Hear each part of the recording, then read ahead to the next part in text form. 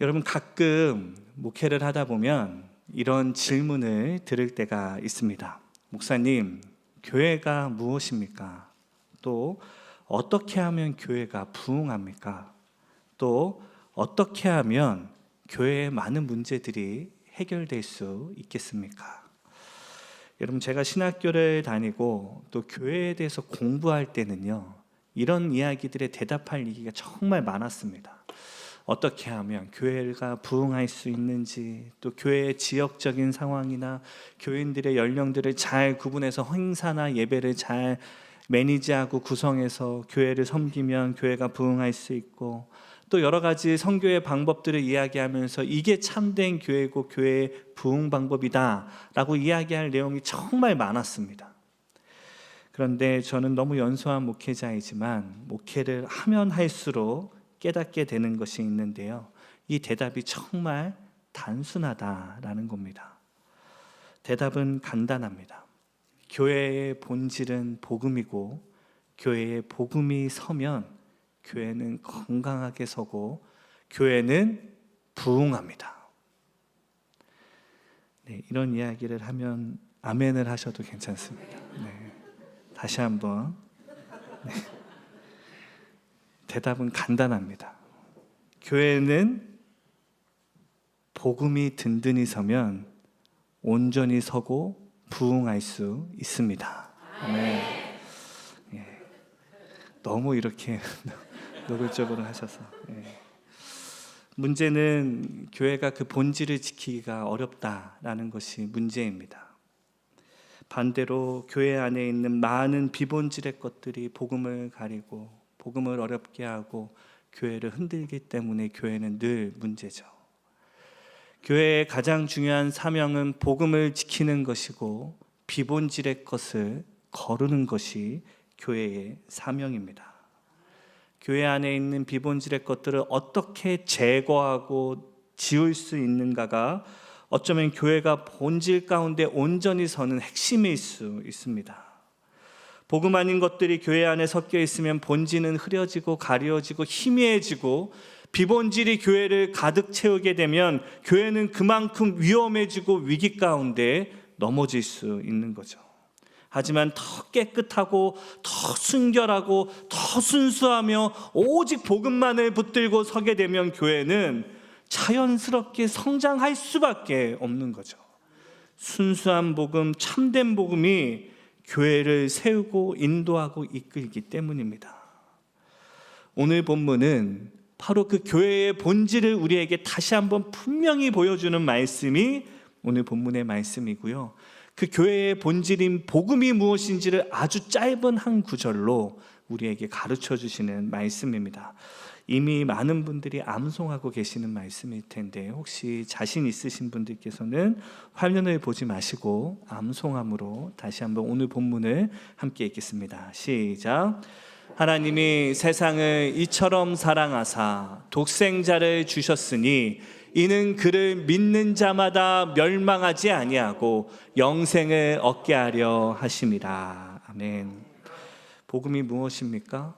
하나님이 세상을 사랑하셔서 그 사랑으로 사랑하는 독생자를 이 땅에 내어주시고, 그 독생자를 믿고 십자가를 믿는 자들에게 영생과 구원을 허락하여 주시는 것이 복음입니다. 이게 전부입니다. 이 외에 더 설명할 것이 없고 더 언급할 것이 없습니다. 16세기 종교개혁자였던 마틴 루터는 요한복음 3장 16절 오늘 본문의 말씀을 아주 작은 복음이라고 우리에게 이야기했는데요, 왜냐하면 복음에 필요한 모든 내용들이 이 짧은 한 절에 다 함축적으로 기록되어 있기 때문입니다.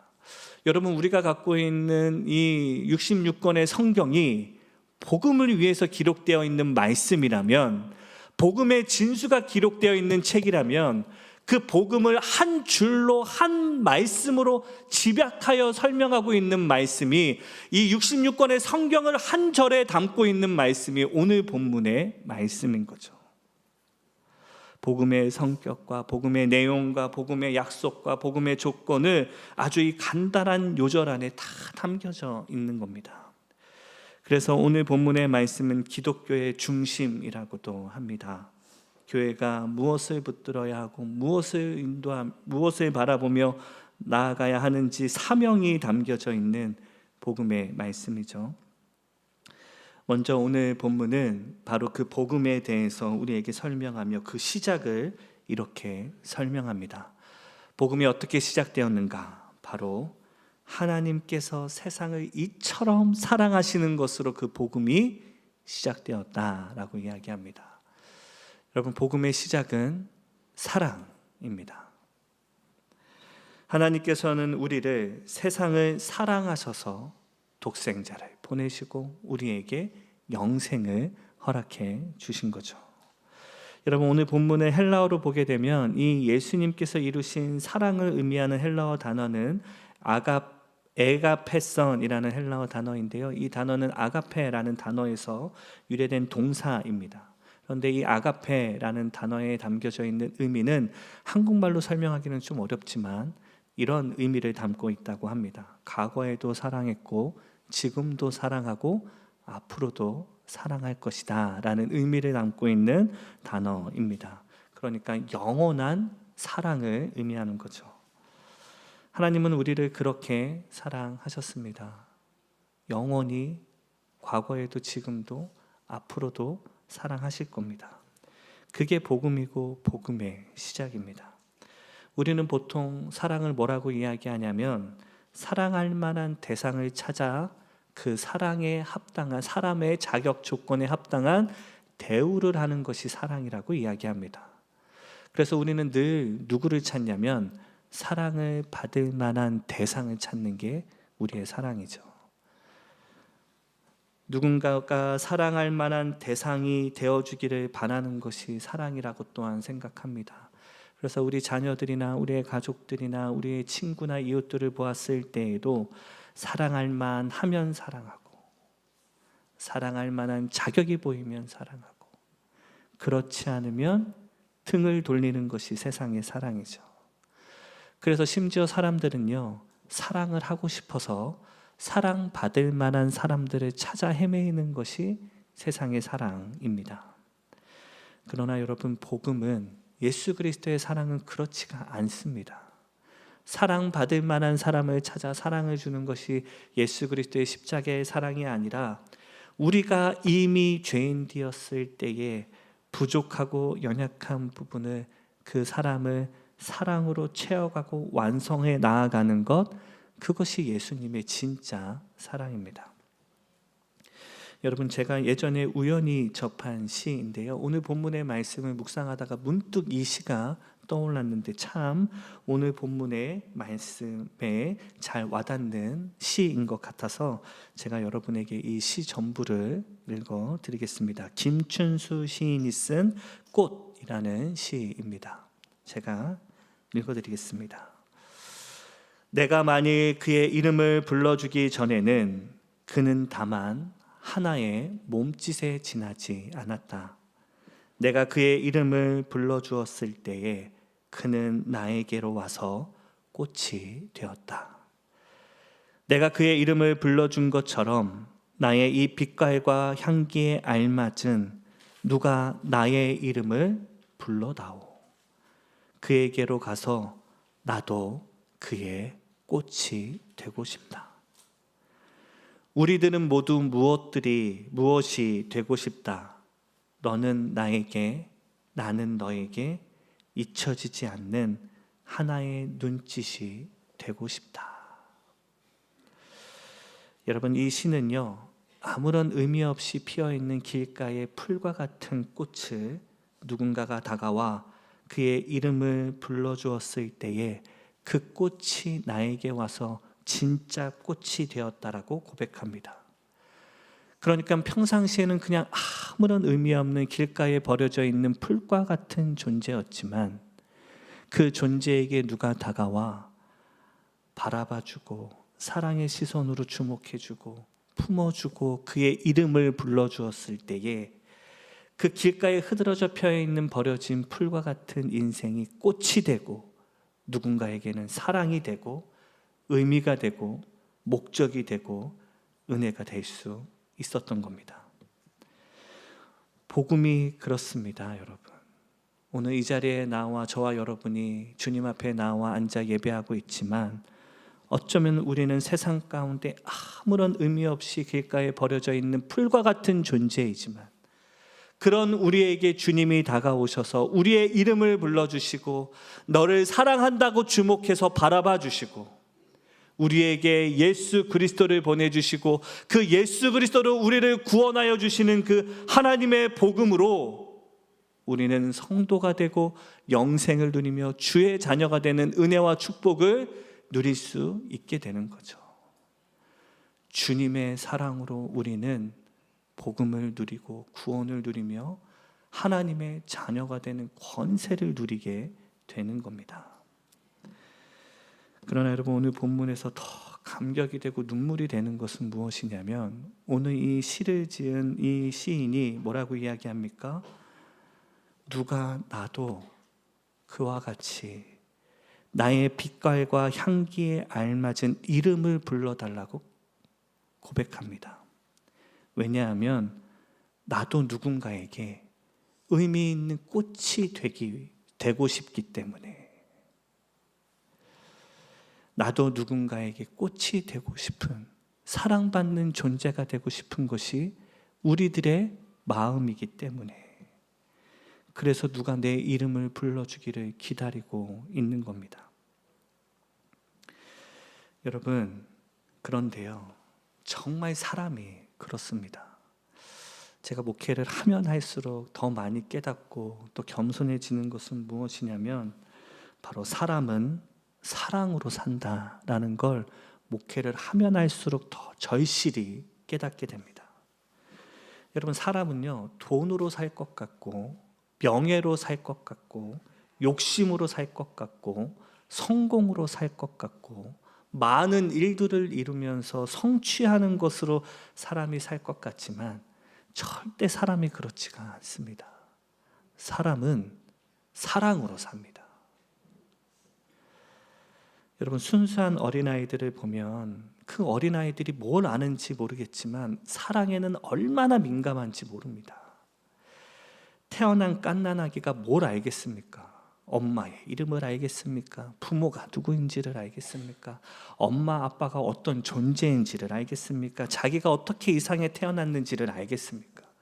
그런데 이 어린아이가요, 갓난아기가요, 뭘 정말 잘 아냐면, 교회에서 이런 말을 써서 죄송하지만 정말 귀신같이 아기들은요, 자기를 사랑하는 사람은 정말 귀신같이 합니다. 예, 죄송합니다. 귀신같이입니다. 예, 귀신이 아니라. 정말 아이들은 누가 나를 사랑하는지를 정말 잘 알죠. 그래서 자기를 사랑하는 사람한테는 자기 전부를 의지하지만 그렇지 못하면 한 시간도 두려워서 불안해서 제대로 있지 못하고 우는 존재들이 아이들이죠. 그 아이들이 사랑을 받으면 평안해집니다. 저희 집에도 그 사랑을 갈구하는 딸 셋이 있는데요, 그 셋이 아직도 잘 때 엄마 침대에서 잡니다. 침대가 도저히 안 돼서 아이들 침대와 엄마 침대를 붙여주고 자는데, 하루마다 돌아가면서 엄마 침대에서 자는데, 저희 막내는 그렇게 엄마 옆에서 잘 때마다 밤에도 깨서 손을 뻗어서 엄마가 옆에 있는지를 확인하면서 잡니다. 그러다가 옆에 손을 뻗었는데 엄마가 없으면 어떡하죠? 그때부터 자지러지게 우는 겁니다. 조금이라도 사랑에 의심이 생기면 마음과 영혼이 불안해지는 존재가 인간입니다. 내가 사랑받지 못하고 있다는 것을 알면 존재가 무너집니다. 여러분, 어른들은 안 그러실 것 같죠? 안 그래요.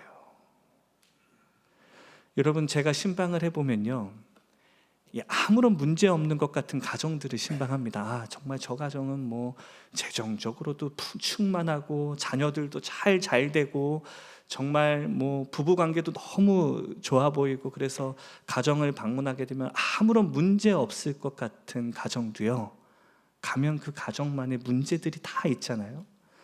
근데 그 중에 하나가 무엇이냐면 이 가정 안에서 사랑을 채우지 못하면, 사랑을 공급받지 못하면 사람은 존재가 흔들립니다.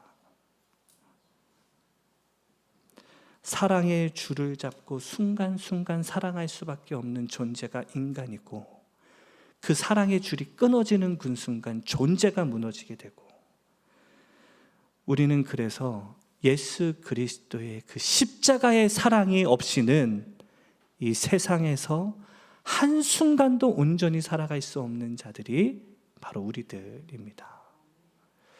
여러분, 세상에 그 누가 나에게 이 영원한 생명을 줄 수 있겠습니까? 누가 나에게 그 흔들리지 않는 사랑을 줄 수 있겠습니까? 우리가 세상에서 경험하는 것은요, 세상에서 그 사랑을 기대하다가 늘 실망하며 절망하며 낙심하며 마음이 무너져서 지금도 감당할 수 없는 그 육체적인 고통뿐만 아니라 정신적인 고통 가운데 신음하며 살아가는 존재들이 바로 우리들입니다.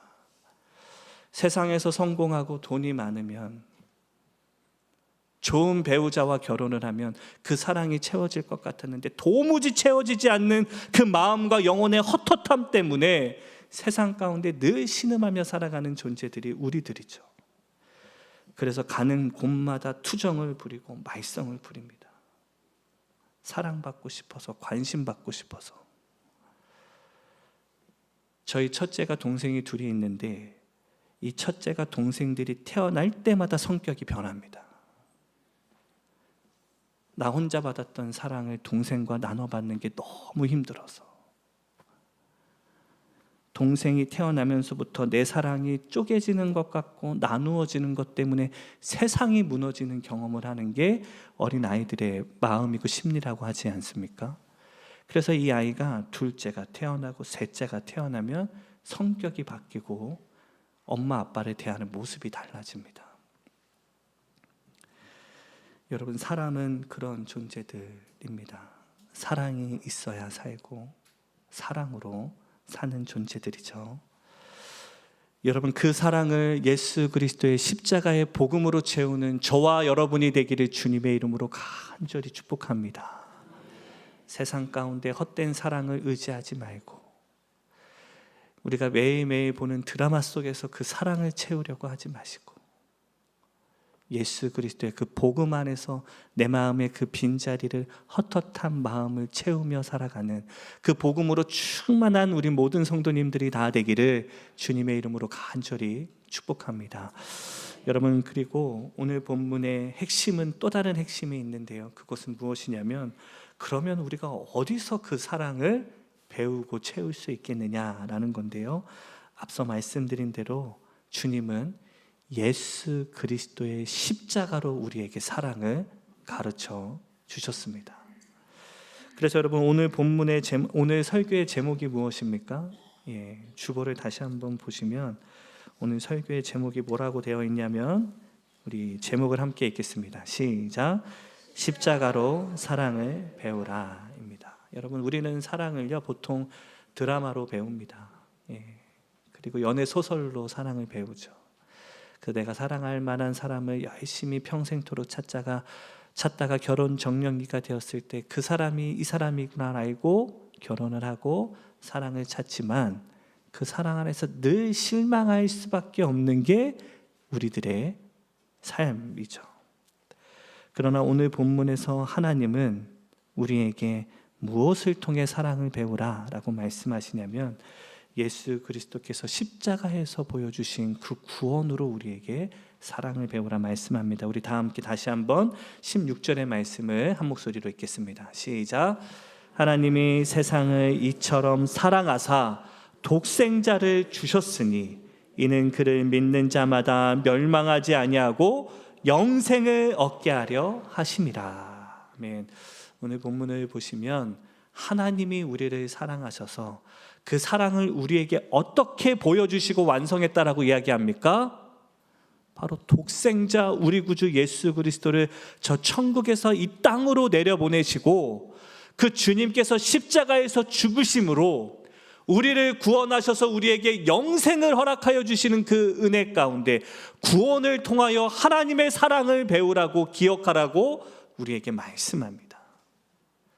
하나님의 사랑이 예수님께서 십자가에서 죽으신 그 구원으로 우리에게 이루어지고 성취되었고, 하나님의 사랑은 그 십자가로 우리에게 주어졌음을 알려주고 계시는 거죠. 더 분명하게 이어지는 17절과 21절의 말씀에서도 이 하나님께서 우리에게 주신 사랑을 이렇게 설명합니다. 우리 17절과 21절도 함께 읽겠습니다. 시작. 하나님이 그 아들을 세상에 보내신 것은 세상을 심판하려 하심이 아니요 저로 말미암아 세상이 구원을 받게 하려 하심이라. 진리를 쫓는 자는 빛으로 오나니 이는 그 행위가 하나님 안에서 행한 것임을 나타내려 함이라 하시니라. 아멘. 하나님이 그 아들을 세상에 보내신 것은 바로 저로 말미암아 세상이, 우리가 구원받게 하려 그 아들을 세상에 보내셨고, 바로 그 하나님 안에서 이루어진 그 십자가의 구원으로 하나님께서 그 십자가에서 행하신 일로 말미암아 하나님이 우리를 얼마나 사랑하는지를 세상 가운데 우리에게 나타내 보이시려고 그 십자가를 이루시고 성취하셨음을 우리에게 가르쳐주고 있는 겁니다. 하나님의 사랑은 십자가로 나타나고 십자가로 우리에게 보여지는 겁니다. 그래서 우리는, 성도는요, 드라마로 사랑을 배우는 자들이 아니라 십자가로 사랑을 배우는 자들, 참된 사랑이 무엇인지를 십자가로 깨닫고 따라가는 자들입니다. 여러분, 오늘 본문의 마지막에 보면 영생이라는 단어가 기록되어 있는데, 영생을 얻게 하려 하심이라, 주 예수 그리스도를 이 땅에 보내시고 그 십자가에서 죽게 하신 그 이유가 우리에게 영생을 허락하시기 위하여, 우리에게 구원을 허락하시기 위해서라고 말씀하고 있는데요, 그 영생을 설명하는 헬라어 단어가 있는데 바로 조엔이라는 헬라어 단어입니다. 이 조엔이라는 단어는 생명을 의미하는데, 헬라어에는 생명을 의미하는 단어가 총 3가지가 있다고 합니다. 첫 번째는 비오스라는 단어이고요, 이 단어는 이 육체를 의미하는 단어, 육체의 생명을 의미하는 단어입니다. 두 번째는 푸시케인데요, 이건 정신적, 우리의 이성적인 생명을 의미하는 단어입니다. 세 번째로 의미하는 생명이라는 의미를 담고 있는 단어가 오늘 본문에 사용된 조엔이라는 생명이라는 단어이고요, 이 단어는 구원, 사랑을 아는 영원한 생명, 하나님께서 우리에게 허락하여 주신 그 영원한 생명을 의미하는 단어가 바로 이 조엔입니다. 하나님은 십자가를 통해 세상의 육체적인 생명이 아니라, 또 정신적인 이성적인 생명이 아니라, 주님께서 영원한 생명을 누리는 참된 구원을 우리에게 십자가를 통해 보여주시고 성취하여 주시고 가르쳐 주셨음을 말씀하고 있는 거죠. 우리는 어쩌면 세상 가운데 그냥 육체적인 사랑과 생명을 갈구하며 살고, 그냥 정신적인 생명과 만족을 구하며 살지만, 하나님이 우리에게 허락하여 주신 영원한 생명, 영혼의 생명, 우리의 삶의 참된 구원과 복음을 그 십자가를 통해 허락해 주신 거죠. 여러분, 구세군의 창시자 윌리엄 부스 대장이 신문 기자가 그에게 물었을 때 이와 같은 인터뷰를 한 내용이 신문 기사에 실렸습니다. 신문 기자가 이 윌리엄 부스 구세군의 창시자, 이 사람에게 다음과 같이 물었습니다. 다가올 미래와 말세에 교회는 어떤 위험이 닥치겠습니까? 교회 안에 일어나는 말세의 가장 큰 징조가 무엇입니까? 라고 물어봤습니다. 그러니까 어떤 징조가 일어나면, 아, 교회가 이제 끝나겠구나, 이 땅에 주님이 이 땅에 다시 오시겠구나 라는 말세의 징조로 어떻게 교회 안에서 그 사인을 발견할 수 있겠습니까? 라는 질문에 그 윌리엄 부스 대장이 다음과 같이 대답합니다. 중생 없는 용서를 제공하는 철학적인 기독교, 머리만 채우는 철학적인 기독교가 될 때, 그리스도가 없는 복음을 이야기할 때, 성령이 없는 종교가 되어갈 때, 교회에 하나님이 없이 정치가 판을 치게 될 때, 지옥이 없는 천국을 이야기할 때, 심판을 두려워하지 않고 천국만을 구하며 교회가 서게 될 때, 이것이 교회에 보여지는 말세의 사인이라고 대답했습니다. 그런데 여러분, 오늘날 교회가 그렇습니다. 그리스도가 없는 교회, 복음이 없는 교회, 그걸 어떻게 합니까? 교회에 사랑이 없으면 교회는 생명이 없는 겁니다. 이걸 뭐라고 이야기하냐면 사도 바울이 이렇게 이야기합니다. 예수님께서는 말세에 대한 경고로 이렇게 이야기하셨는데요, 그 중에 하나가, 말세에 일어날 징조 중에 하나가 그 땅에 사랑이 식어지리라 라고 말씀하셨습니다. 이 땅에 사랑이 식어지는 것이 이 땅의 종말의 사인인 거죠. 우리 요한일서 4장 16절의 말씀을 우리가 한 목소리로 함께 읽겠습니다. 시작. 하나님이 우리를 사랑하시는 사랑을 우리가 알고 믿었노니 하나님은 사랑이시라. 사랑 안에 거하는 자는 하나님 안에 거하고 하나님도 그의 안에 거하시느니라. 아멘. 뭐라고 이야기합니까? 하나님이 우리를 사랑하시는 사랑을 우리가 알고 믿었노니, 하나님이 우리를 사랑하셔서 독생자를 주시고 우리에게 영생을 주신 것을 우리가 믿었노니 하나님은 사랑이시라. 사랑 안에 거하는 자는 하나님에 거하는 자이고 하나님도 그의 안에 거하느니라. 앞서 뭐라고 이야기했습니까? 교회의 종말의 사인은 교회의 사랑이 마르면 교회는 끝나는 겁니다. 교회가 무너지는 사인 중에 하나는 교회 안에 사랑이 식어가는 겁니다. 하나님은 사랑이신데 교회 안에 사랑이 없으면, 교회 안에 하나님이 없고 그 교회는 무너지는 교회, 하나님이 없는 교회, 이미 말세의 징조를 누리는 교회가 되는 거죠. 우리의 가정도 일터도 관계도 마찬가지입니다. 그 안에 사랑이 없으면 하나님이 없는 겁니다.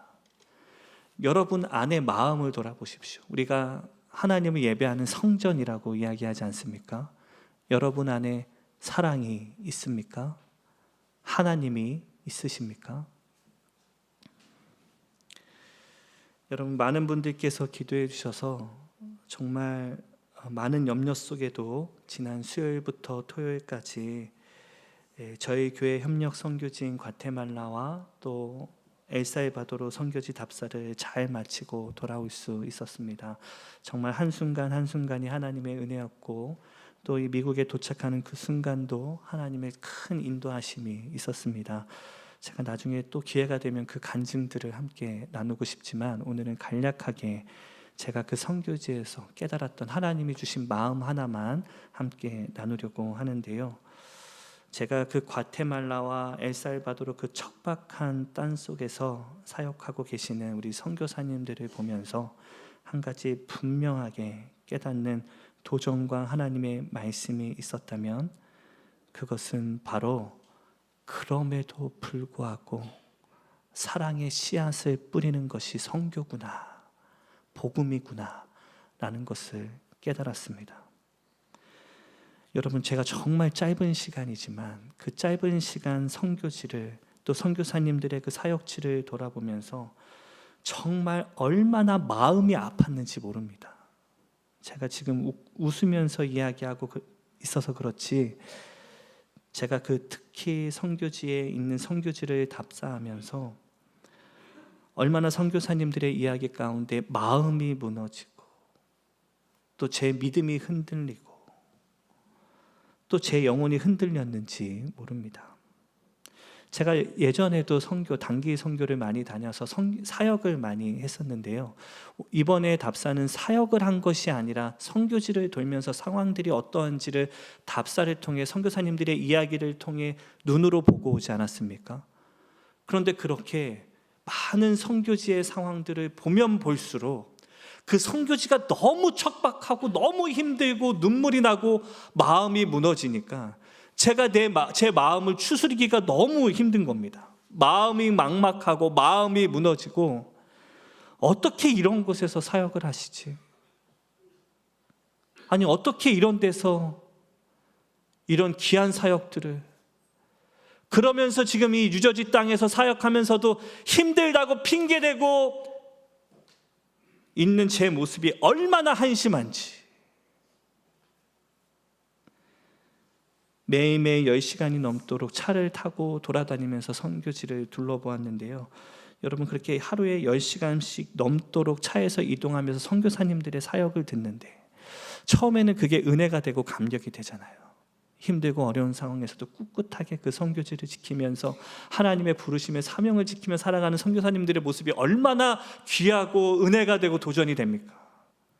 그런데 여러분 그게 하루가 지나고 이틀이 되고 3일이 되기 시작하면서 선교사님들의 그 상황이 저를 짓누르기 시작하는 겁니다. 뭐라도 소망이 있으면, 뭐라도 길이 보이면 헌신도 하고 희망을, 사역도 하겠지만 아무런 길이 보이지 않고 소망이 보이지 않는 그 땅 가운데 차를 타고 가기도 힘든 산길을 헤매다니면서 거기에 있는 원주민들과 그 땅에 있는 영혼들을 위해서 교회를 세우고 그 사람들에게 복음을 전하는데 그 사람들은 끊임없이 하나님을 배반하고 도망치고, 우리 교회에서 사역하고 섬기고 있는 그 엘살바도르의 그 마지막 사역지 중에 하나가 죄송합니다. 우르슬라라는 땅이었는데 그곳의 그 교회에는요, 우리 교회 성도님들이 200불, 300불씩 보내서 그 어린 자녀들을 후원하고 협력하는 교회입니다. 근데 상황을 가서 보니까 너무 그 상황이 척박한 거죠. 후원하고 있는 어린 학생 중에 한 명은 16살, 17살밖에 안 되는 여학생인데 갱들에게 끌려가서 한동안 붙잡혀 있다가 다시 돌아왔는데 임신을 해서 돌아온 겁니다. 근데 그 어린 여학생이 그렇게 임신을 하게 되면 평생토록 그 아이를 길러야 돼서 아무 일도 못하고 그렇게 평생을 아이를 양육하다가 그 삶이 바뀌게 되는 거죠. 그런데 그런 아이들이 숱하게 있습니다. 그 땅에 16살, 17살만 되면 여자아이들은 임신을 하고 가정을 꾸리게 되는데 남자들은 그 사회 자체가 모계사계여서 남자들은 그렇게 아이를 출산하면 그냥 다른 곳으로 떠난다라고 합니다. 그러면 오로지 아이를 기르고 가정을 지키는 것은 어머니의 책임인 거죠.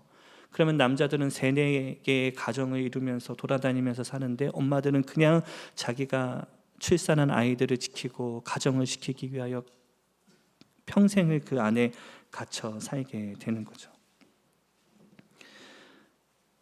그런 상황들을 보는데 어떻게 마음이 온전할 수 있겠습니까? 추스르기가 어려울 정도로 나중에는 차 속에서 선교사님들과 말하는 게 힘들어서 말수가 적어지더라고요. 그런데 여러분, 그래도 뿌리는 겁니다. 그래도 사랑하는 겁니다. 그래도 예수 그리스도의 복음을 나누고 전하는 겁니다. 예수님이 우리에게 그렇게 하셨던 것처럼 주님은 아무런 소망 없는 우리가 죄인 되었을 때에 우리를 위하여 십자가에서 죽으심으로 모든 것을 다 내어주시면서 우리를 사랑하지 않으셨습니까? 우리는 십자가로 사랑을 배운 자들이기에 우리는 그렇게 사랑해야 되는 겁니다. 자격이 없고 소망이 보이지 않고 길이 보이지 않고 낙심이 되고 절망이 되고 도무지 사랑할 자신이 없어도 그래도 시간을 나누고 마음을 나누고 물질을 나누고 섬기고 사랑하고 따뜻한 말 한마디로 위로의 손길 하나로 사랑하는 겁니다. 포기하지 않고 끝까지 우리에게 가르쳐준 예수 그리스도의 십자가의 사랑을 나누는 것, 그게 구원받은 자가 이 땅에서 누려야 할 사랑의 자리입니다. 간절히 소망하기는 우리 유저지 장로교회는 그렇게 십자가로 배운 사랑을 나누고 전하는 우리 모든 성도님들이 다 되기를 주님의 이름으로 간절히 축복합니다. 사랑할 만할 때 사랑하고 뒤돌아서는 자들, 사랑할 자격이 있는 자들을 찾아 나서는 교회가 아니라 예수 그리스도로 사랑을 배운 자들답게 소망이 없는 자리에 예수 그리스도의 사랑을 심고 사랑으로 품고 일으키며 하나님의 나라를 아름답게 가정과 일터와 교회 가운데 세워나가는 우리 유저지 장로교회 모든 성도님들이 다 되시기를 주님의 이름으로 간절히 축복합니다.